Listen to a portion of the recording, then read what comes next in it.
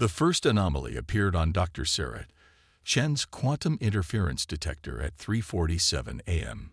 She might have dismissed it as an equipment malfunction, if not for its perfect mathematical precision, a series of quantum fluctuations that created a recognizable pattern across multiple dimensions. No natural phenomenon could produce such order. "Doctor, you need to see this," Marcus, her graduate assistant, called from the adjacent lab. His voice carried an edge she'd never heard before. Sarah hurried over, her coffee forgotten on her desk. The main display showed a massive gravitational distortion forming just beyond Mars' orbit. Within minutes, the void of space twisted, and through it emerged something that defied conventional physics. The vessel, if it could be called that, was vast beyond comprehension. Its surface rippled like liquid metal, but its movements suggested an intelligence far beyond human understanding. Behind it came another and another, until 12 ships hung in formation around Mars. "Get me Director Phillips," Sarah commanded, her fingers already flying across the keyboard. "And contact KPL. We need confirmation on these readings." Within hours, every major observatory and space agency had confirmed what Sarah's team discovered first. Humanity was no longer alone, and their visitors had mastered physics in ways that made Earth's most advanced technology look primitive by comparison. The first attack came without warning. The quantum interference detector screamed as reality itself seemed to bend. A focused beam of coherent energy, not light, not radiation, but something else entirely, lanced down from orbit and struck the Vandenberg Space Force base. When the energy dissipated, nothing remained except a perfectly circular crater of glass. Sarah watched in horror as similar beams struck military installations worldwide. Each strike was precise, calculated, and utterly devastating. The aliens weren't interested in communication or conquest. They were conducting a methodical analysis of human defensive capabilities. "They're studying us," Sarah muttered, reviewing the data streams, like scientists observing bacteria under a microscope. Major James Walker arrived at her lab 48 hours after the first attack. He carried himself with military precision, but Sarah could see the exhaustion in his eyes. "Dr. Chen, I need everything you have on these attacks. Pattern analysis, energy readings, anything that might give us an edge." Sarah pulled up her findings. "They're not just attacking randomly. Look at this." She displayed a complex diagram showing the timing and location of each strike. "They're creating a mathematical sequence. Each attack provides them with specific data about our response capabilities." "You're saying they're testing us?" "More than that." Sarah highlighted a particular section of data. "They're learning how we think. Each response we make teaches them more about human decision-making processes. They're mapping our strategic capabilities by forcing us to react." A new alert flashed across her screen. Another attack had begun, this time targeting a seemingly abandoned research facility in Nevada. But something was different about this one. The energy signature. Sarah leaned forward, her eyes widening. "It's change. They're adapting their weapons based on our responses." Walker studied the readings. "Can we use this? Find a pattern we can exploit." Sarah was already typing, her mind racing through quantum equations. "Maybe. Their technology operates on principles we barely understand. But there's something." She paused, a thought taking shape. "They're too perfect." "What do you mean?" "Their attacks, their movements, everything they do follows precise mathematical patterns. No variation, no randomness." She turned to Walker, excitement breaking through her exhaustion. "And that might be their weakness." "How so?" "Because humans are inherently unpredictable. We make intuitive leaps, illogical choices, emotional decisions. If they're studying us to learn how we think, we might be able to use that against them." Walker nodded slowly, understanding dawning in his eyes. "We need to show them something they've never seen before." "Exactly." Sarah pulled up a new simulation, "and I think I know where to start." As night fell over the lab, Sarah and Walker began formulating a plan that would either save humanity or accelerate its destruction. The aliens might have mastered quantum physics, but they had never encountered a species that could turn chaos itself into a weapon. In orbit, the alien ships continued their methodical analysis, unaware that their perfect calculations were about to meet humanity's greatest advantage, our ability to defy logic itself. 3 weeks into the invasion, the world's military forces had learned one brutal truth. Conventional warfare was worse than useless against the aliens. Every missile launch, every coordinated attack, every carefully planned defense strategy was met with devastating precision. It wasn't just defeat, it was data collection. Sarah stood before the hastily assembled War Council, her hands steady as she manipulated the holographic display. Representatives from a dozen nations watched as she mapped out the pattern of alien responses. "They're not just countering our attacks," she explained, highlighting a complex web of interconnected events. "They're cataloging them. Each human response is analyzed, categorized, and used to predict our next move. It's like playing chess against a computer that learns from every game." "Then we changed the game," interrupted General Zhang of the Chinese military. "We abandoned traditional tactics." Major Walker stepped forward. "That's exactly what Dr. Chen and I have been working on." "Show them, Sarah." Sarah pulled up a new dataset. "We've been running simulations based on quantum uncertainty principles. The aliens operate on perfect mathematical precision. Every action follows a logical sequence. But quantum mechanics tells us that at its most fundamental level, reality isn't precise. It's probabilistic." The room fell silent as she displayed footage from their latest experiment. A small drone, programmed with a quantum random number generator, had managed to evade alien targeting systems for nearly 3 minutes, longer than any human-piloted vehicle had survived. "They can't predict what we're going to do if we ourselves don't know," Sarah continued. "Their entire strategy relies on pattern recognition and logical analysis. But human beings aren't logical. We're emotional, intuitive, sometimes irrational. And that might be our salvation." A soft murmur spread through the room. Hope, that rarest of commodities since the invasion began, started to take root. But their discussion was interrupted by an urgent alert. The aliens had begun a new phase of their attack. Instead of military targets, they were now striking seemingly random civilian locations: schools, shopping centers, farmland. Yet Sarah saw something in the chaos. "It's not random," she whispered, her fingers flying across the interface. "They're not just studying our military responses anymore. They're analyzing our emotional reactions. They're learning how we behave when we're afraid, desperate, angry." Walker leaned in, studying the data. "They're building a complete psychological profile of our species." "But they're making a crucial mistake," Sarah replied, excitement creeping into her voice. "They assume there's a logical pattern to human emotions. They're trying to quantify something that can't be quantified." As if to underscore her point, reports began flooding in from around the globe. In the face of the aliens' clinical destruction, humanity was responding in ways that defied logical analysis. A group of teenagers in Mumbai had discovered that playing certain frequencies of music interfered with alien scanning systems. A farmer in Kansas had found that his irrigation system's chaotic spray patterns created blind spots in their targeting. Small victories, unplanned and unpredictable, were beginning to accumulate. "We need to weaponize this," Walker said. "Turn our unpredictability into a coordinated strategy." Sarah shook her head, a smile forming. "Not coordinated. That's exactly what they expect. We need to embrace chaos. Complete, deliberate randomness." She pulled up a new simulation, one that made several generals wince. Traditional military doctrine is about minimizing variables, maintaining control. We need to do the opposite. We need to introduce so many random variables that their prediction algorithms break down. "You're suggesting we abandon military discipline?" General Zhang asked, incredulous. "I'm suggesting we evolve it," Sarah replied. "Create a new kind of discipline, one based on controlled chaos rather than rigid order.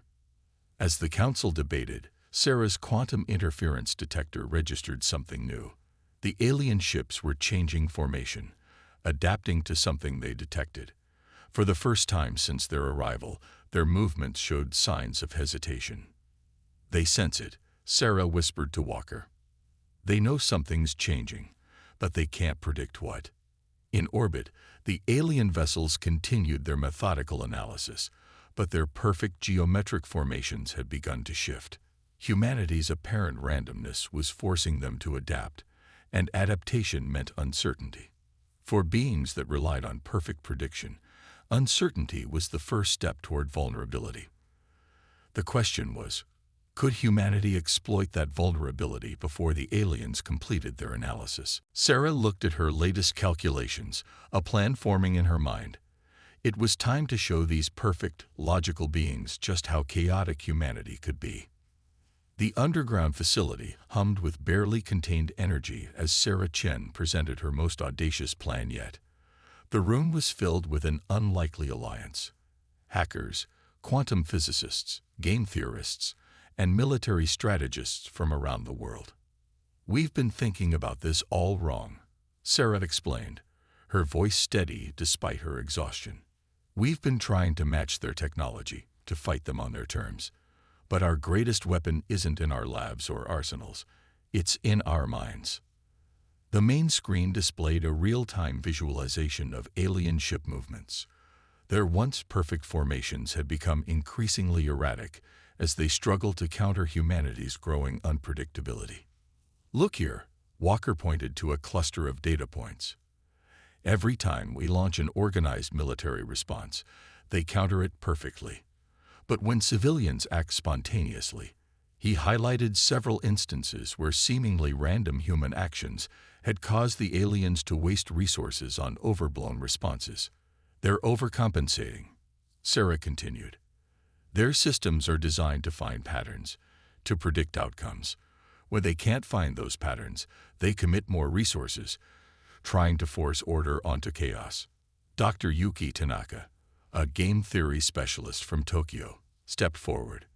"It's like playing chess against an eye that's never lost. The moment you make a move it doesn't recognize from its database, it begins to malfunction." The room's atmosphere shifted as understanding dawned. Humanity's apparent weakness, our inability to maintain perfect order, was becoming our greatest strength. Sarah pulled up her latest simulation.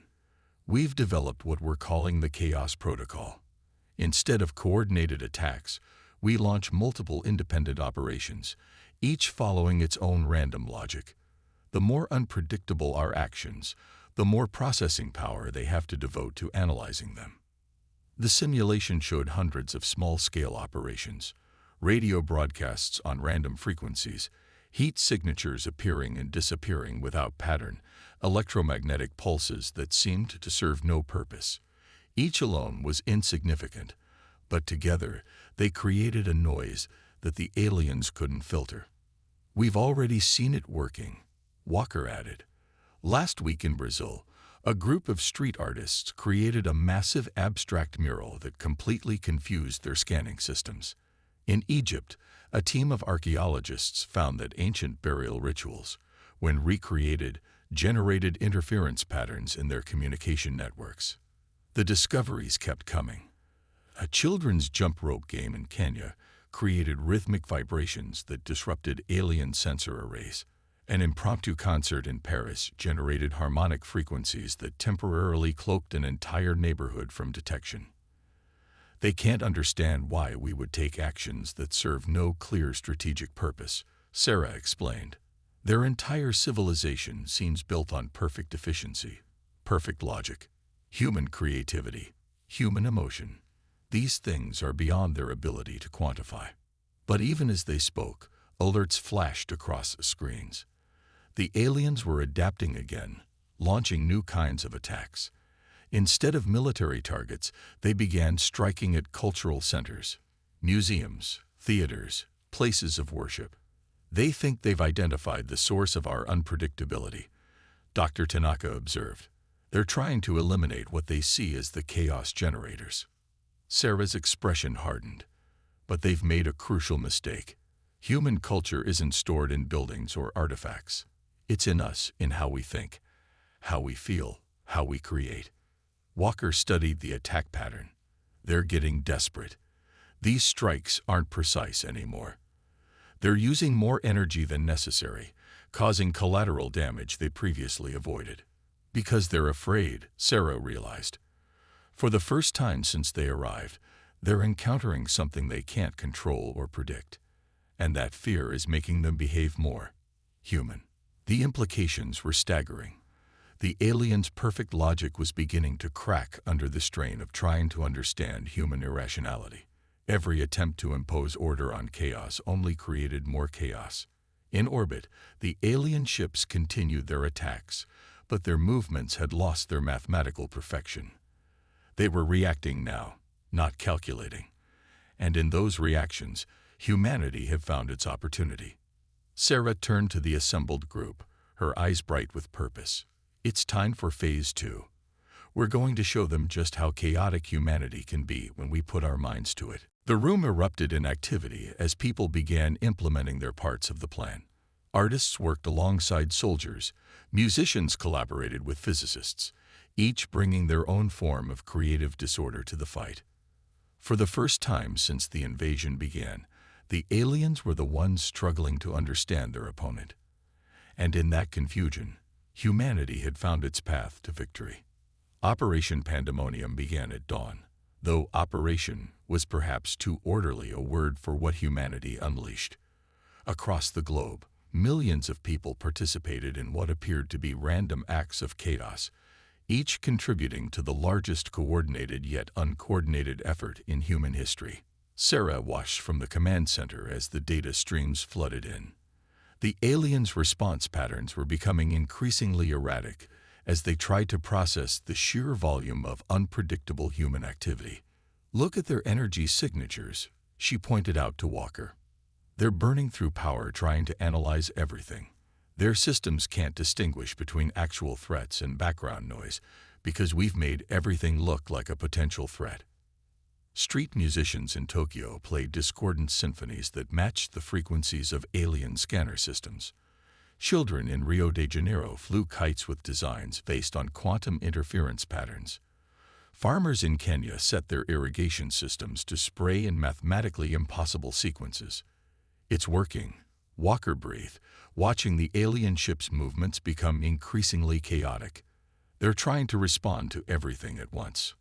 Dr. Tanaka's voice crackled over the comm system. "The game theory is playing out exactly as predicted. They're caught in a decision paralysis loop. Every action they take creates more variables they can't predict." The aliens' response to this overwhelming chaos was to increase their attack intensity, but even this played into humanity's strategy. Each massive energy blast they fired revealed more about their weapons' underlying principles, and Sarah's team was piecing together the puzzle. "Their weapons operate on quantum entanglement principles," Sarah explained to the gathered leaders.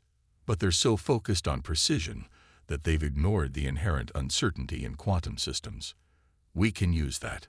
Around the world, quantum physicists had synchronized their experiments to create widespread entanglement disturbances. Artists had painted massive murals using paint laced with quantum dots.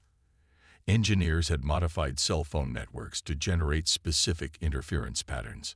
None of these actions made conventional military sense, and that was exactly the point. "Their tactical computers are overloading," Walker announced, pointing to the latest readings. "They're receiving too much contradictory data. Look, they're actually shutting down some of their sensor systems." Sarah allowed herself a small smile. They're being forced to rely on simpler, more direct observations, just like humans. But the aliens weren't finished. As their advanced systems struggled with the chaos, they fell back on brute force. A massive energy surge indicated they were preparing for a devastating attack. "They're targeting major population centers," Walker warned. "They're trying to force us back into predictable patterns of behavior." "No," Sarah corrected, her eyes fixed on the data. Look at the energy distribution. This isn't a precisely calculated attack. It's an emotional response. They're lashing out. The realization swept through the command center. The perfect, logical aliens were experiencing frustration, perhaps even anger. Their actions were becoming more human-like in their desperation to restore order. Now, Sarah commanded, and the next phase began. Quantum interference devices, hastily constructed based on Sarah's theories, activated simultaneously across the globe. They didn't try to block or redirect the aliens' energy weapons. Instead, they introduced subtle quantum uncertainties into the weapons' targeting systems. The result was spectacular. Massive energy beams that should have struck with perfect precision instead scattered harmlessly into the upper atmosphere, creating stunning auroral displays. They're not just missing, Sarah explained, her voice tight with excitement. Their own technology is betraying them. The more power they put into their weapons, the more quantum uncertainty affects their accuracy. The alien ships began to move erratically, their perfect formation completely broken. Some appeared to be fighting their own navigation systems as quantum interference played havoc with their precision instruments. Dr. Chen, Walker said quietly, "I think we're ready for your final theory." Sarah nodded, pulling up a complex series of calculations. Their entire civilization appears to be built on the illusion of perfect prediction and control. But the universe doesn't work that way. Quantum mechanics tells us that uncertainty is fundamental to reality. They've tried to deny that fundamental truth. And now reality itself is turning against them, Walker finished. As if to confirm her theory, the alien ships began to withdraw from Earth's orbit, their retreat as chaotic as their attack had been precise. But Sarah knew this wasn't over. The aliens would adapt, would try to find new ways to impose their order on humanity's chaos. But humanity would be ready. They had rediscovered their greatest strength, the power to embrace uncertainty, to thrive in chaos, to create order from disorder on their own terms. The final battle was approaching, and it would determine not just the fate of humanity, but which philosophy would prevail, perfect logic or creative chaos. The alien fleet returned 3 days later, but this time was different. Their ships had reconfigured, becoming more angular, more obviously weaponized. The perfect geometric beauty of their original forms had been sacrificed for brutal efficiency. They're adapting, Sarah observed from the Global Command Center. But look how they're doing it. They're becoming more like us, more mechanical. Ironic, Dr. Tanaka commented. In trying to counter human unpredictability, they're abandoning what made them superior in the first place. The aliens' new strategy became quickly apparent. Instead of their previous precise, calculated attacks, they launched a massive, overwhelming assault. Energy beams swept across continents, communication systems were jammed, and strange devices began falling from orbit. But humanity was ready. In the weeks since Operation Pandemonium, Sarah's team had made a breakthrough in understanding the aliens' fundamental nature. They're not just logical beings, she explained to the assembled leaders. They're quantum beings. Their entire civilization exists in a state of quantum coherence, perfect order, perfect predictability. That's why our chaos affects them so deeply. We're not just disrupting their technology. We're disrupting their very nature. The proof came during the first wave of their new attack. As the aliens attempted to coordinate their assault, the quantum interference devices humanity had planted around the globe began to take effect. But this time, they weren't just targeting weapon systems. Now, Sarah commanded, and thousands of quantum generators activated simultaneously. The effect was immediate and stunning. The alien ships began to shimmer, their forms becoming uncertain, as if reality itself couldn't quite decide what shape they should be. We're forcing quantum decoherence on a massive scale, Sarah explained, her voice tight with concentration. They maintain their form through perfect quantum coherence. By introducing uncertainty into their environment, we're making it impossible for them to maintain that perfection. Around the world, humanity's chaotic defense continued. Street artists created massive optical illusions that confused alien targeting systems. Musicians played compositions based on quantum harmonics. Hackers introduced random code sequences into every network they could access. But the aliens weren't finished. As their ships struggled to maintain coherence, they launched their final weapon. Massive devices that began descending through the atmosphere. They're trying to impose quantum order on Earth itself, Sarah realized with horror. If those devices activate, they'll force everything in their range into a state of perfect predictability. They're trying to remake our world in their image. Walker studied the tactical displays. Can we stop them?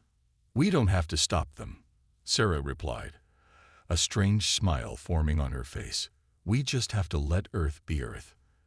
As the devices descended, they encountered something the aliens hadn't considered: the inherent chaos of Earth's biosphere.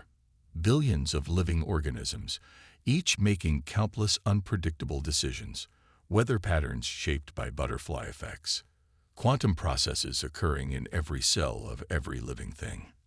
The devices began to malfunction, overwhelmed by the sheer complexity of the natural world they were trying to order. In their attempt to impose perfection, the aliens had finally encountered a force even they couldn't control: life itself. In orbit, the alien ships were failing. Their perfect formations had completely broken down, and their attempts to maintain coherence were consuming more and more energy. Some began to fade from reality entirely, their quantum structure unable to maintain stability in the face of such overwhelming uncertainty. They're retreating, Walker announced, but Sarah shook her head. Not retreating. Transforming. Look, the remaining ships were changing, their forms becoming more fluid, more organic. As they rose from Earth's orbit, they no longer moved with mechanical precision, but with something approaching grace. They're learning, Sarah whispered. They're discovering that there's strength in uncertainty, in imperfection. The last alien ship lingered briefly, broadcasting a signal unlike anything they'd sent before. When decoded, it contained not words but music, a strange, beautiful harmony of order and chaos. A message? Walker asked. An acknowledgement, Sarah replied.